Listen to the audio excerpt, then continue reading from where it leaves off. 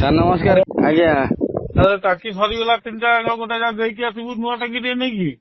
Sir ଆଜି ଟିକେ ହବନି ବା, କାଲି ଦେଇଦବା। କଥା କହିଲୁ ଆଜି ହବନି, ପୁଣି ହବ କେମିତି? ଖାଇବେ କେମିତି ଛୁଆ? ବର୍ଷା ଛୁଆ କୁଆଡେ ବାହାରିବେ? ସେ ଛୁଆ ଖାଇବେ ନା ନାଇଁ, ବଞ୍ଚିବେ ନା ନାଇଁ? ଖାତା କରିଦଉନ ସାର୍, ଗୋଟେ କାହିଁ କହିଲ ବିନା ବହିରେ ତୁ ଦଉନାହାନ୍ତି। ଶୁଣୁ ଏଭଳିଆ କଥାବାର୍ତ୍ତା କରିକି ମତେ ମୁଁ କଣ ମୋ ମାମୁଁ ଘର ନା କଣ ରହିବି ନା କଣ ଭାବୁଛୁ ସବୁଦିନ? କେମିତି ସାର୍ ଆପଣଙ୍କୁ ଗ୍ୟାସ୍ ଦେବି କହିଲେ? ଖାତା ତ ବିନା ବୁକିଂ ରେ ଦଉନାହାନ୍ତି। ତୁ ଆସେ ସବୁ ଭଲ କି ପୁରେଇ ଦେଲେ ଥରେ ଭିତରକୁ କେମିତି ଖାତା ହୁଏ ତୁ ଜାଣିବୁ ହେଲା। ତୋ ମାଲିକ ଜାଣିବ, ତୁ ବି ଜାଣିବୁ ହେଲା।